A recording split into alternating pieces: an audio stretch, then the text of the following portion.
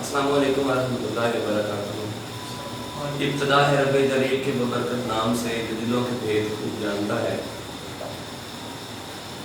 آج اللہ کے فضل و کرم سے ہم یہاں پر موجود ہیں، اور ابھی کنڈیشن میری وہ ہے جب ایک بچہ گھر سے کوئی چیز چراتا ہے تو اس کے والدین کو اس سے ڈر ہوتا ہے کہ انہوں نے مجھے مارنا ہے، تو یہاں پہ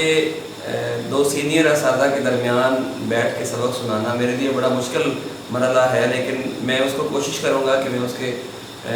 معیار کے اوپر پورا اتر سکوں۔ بس یہ کہ مسلمان ہم نے کلمہ پڑھا اور ہم کہلائے مسلمان، ٹھیک ہے جی۔ تو حضرت آدم علیہ السلام سے لے کے حضور نبی کریم علیہ السلام تک بہت سے نبی، رسول، پیغمبر، تبع تابعین، بزرگ یہ آتے رہے، اسلام کا پیغام پہنچاتے رہے، لیکن اسلام کے بعد جب حضور نبی کریم علیہ السلام دنیا پہ آ چکے تو ان کے بعد جو نبوت کا ایک سلسلہ تھا، جو اللہ تعالیٰ کی طرف سے نبی، رسول، پیغمبر بھیجے جا رہے تھے، وہ اختتام پذیر ہو گیا،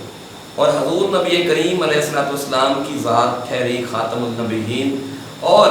ہم بحیثیت مسلمان بہت خوش نصیب ہیں کہ ہم حضور نبی کریم علیہ السلام کی امت کہلائے، وہ امت کہلائے کہ جس کے لیے تمام سابقہ جتنے نبی، رسول تھے، پیغمبر تھے، وہ کہتے تھے اللہ تعالیٰ کی بارگاہ میں اے مالک مولا ہمیں اپنے آخری محبوب کی امت میں سے پیدا فرمانا۔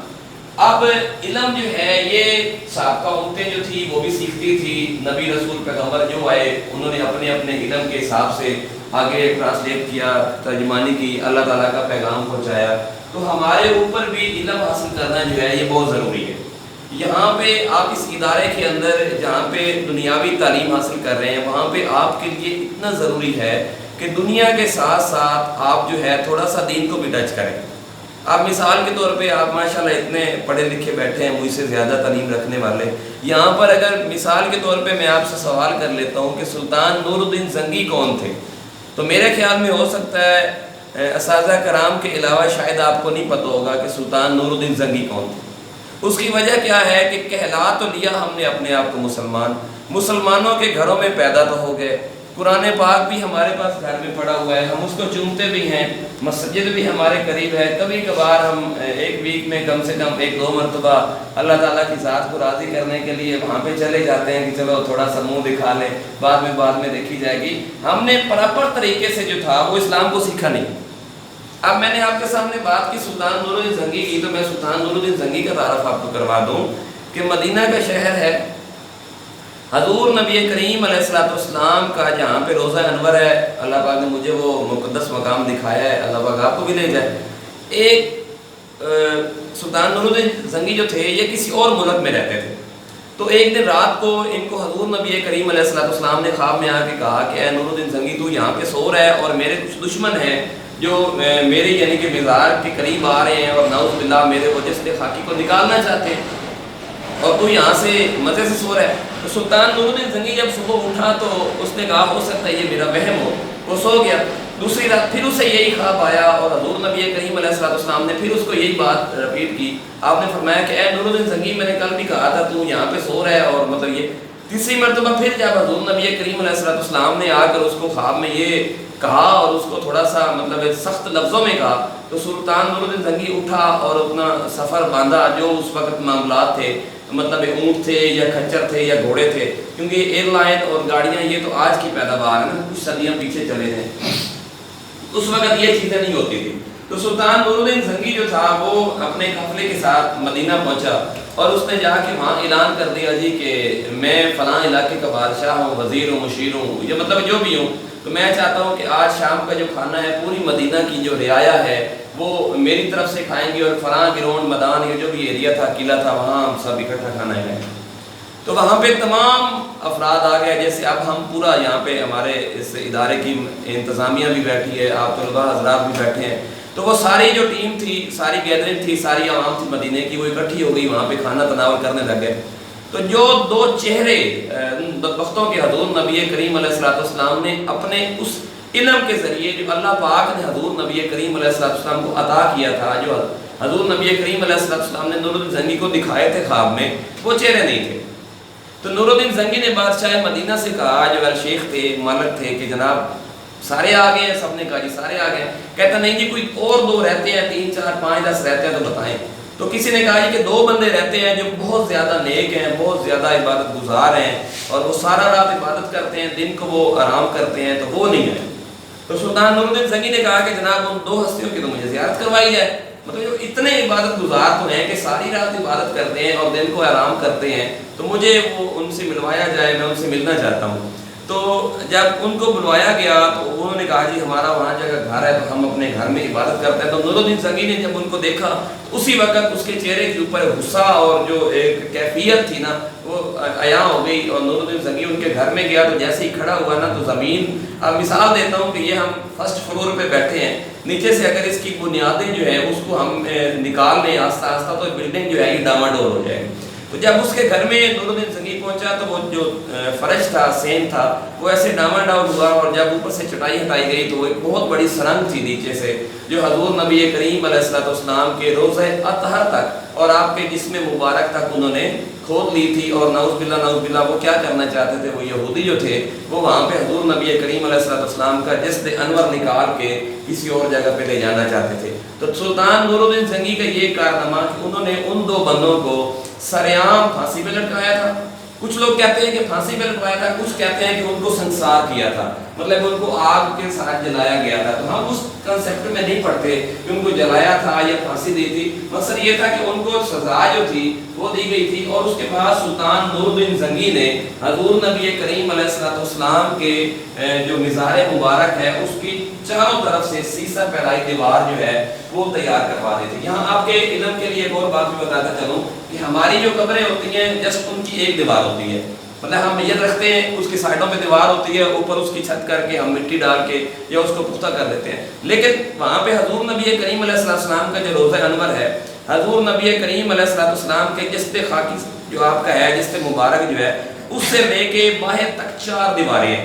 7 نہیں ہے؟ نہیں 4 ہے،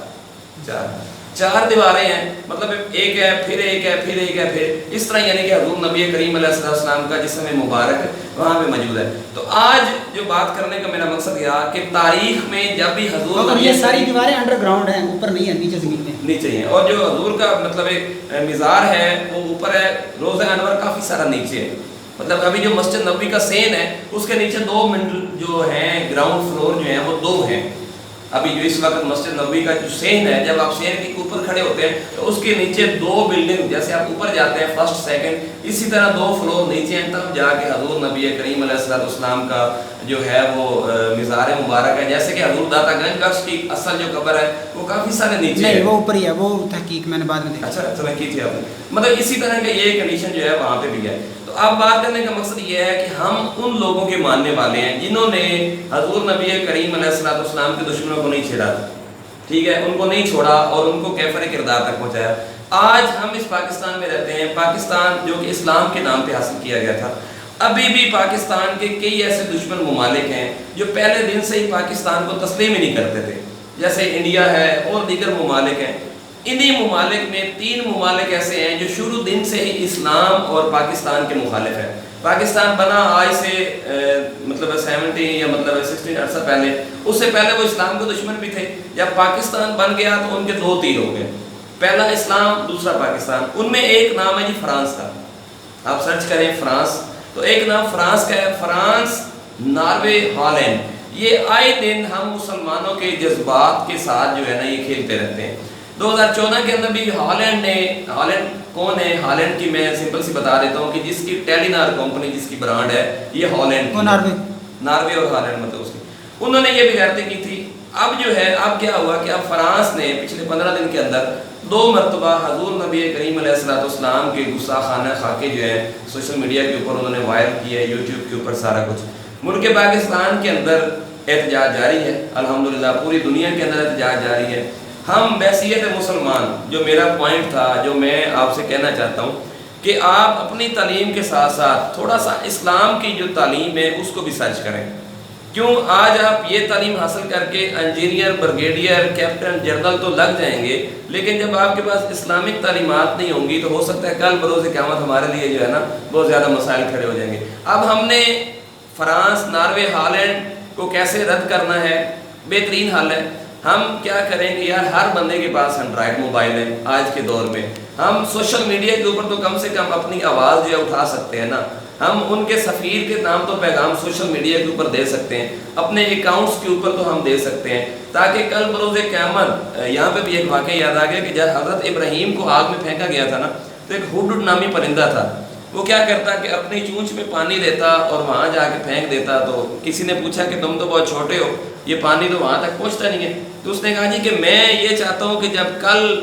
آگ لگانے اور بجھانے والوں کا حساب و کتاب ہو نا، تو میرا نام اس وقت کم سے کم بجھانے والوں میں آ جائے کہ میں نے ایک کوشش کی تھی اور اسی کوشش کے ثمر میں اللہ پاک نے مجھے جو بخش دیا۔ ہم نے کرنی ہے کوشش،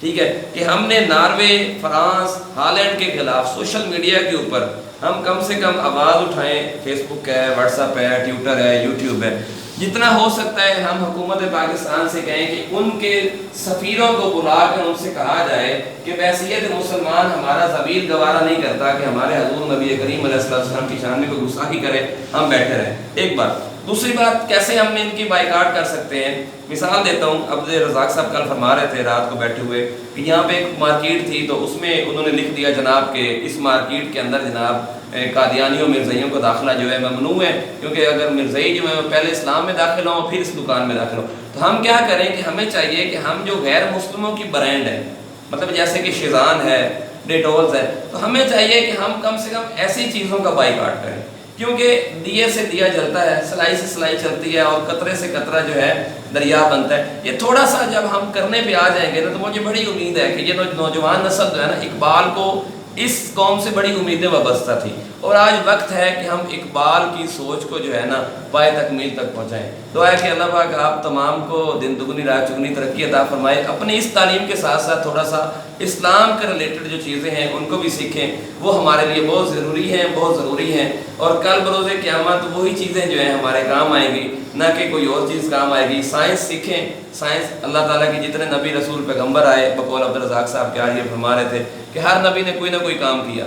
مطلب کسی نے مکانات بنائے، کسی نے فرنیچر کا کام کیا، تو یہی سائنس ہے نا۔ اور سائنس کیا ہے؟ تو ہمیں تمام تعلیمات کے ساتھ ساتھ جو ضروری ہے کہ ہم تھوڑا سا اسلام کا نالج بھی لیں۔ موبائلز آپ لوگوں کے پاس ہیں، اچھی اچھی اپلیکیشنیں ڈاؤن لوڈ کریں، اچھی اچھی بکس خریدیں، اگر اور کچھ نہیں کر سکتے تو قرآن کریم لیں، کنز الایمان، ٹھیک ہے، ضیاء النبی لیں، یا کوئی بھی لیں، اس کی تفسیر پڑھیں، آپ کو تمام چیزوں کا حل جو ہے نا وہ قرآن کریم کی تفسیر میں مل جائے گا۔ آخر میں یہی دعا ہے کہ اللہ پاک آپ کو اور آپ کے اساتذہ کرام کو، اس ادارے کو دن دگنی رات چگنی ترقی عطا فرمائے۔ یہ تھوڑا سا سبق تھا جو آپ دوستوں کو سنانا تھا، امید ہے آپ کو اچھا لگے گا۔ السلام علیکم ورحمۃ اللہ۔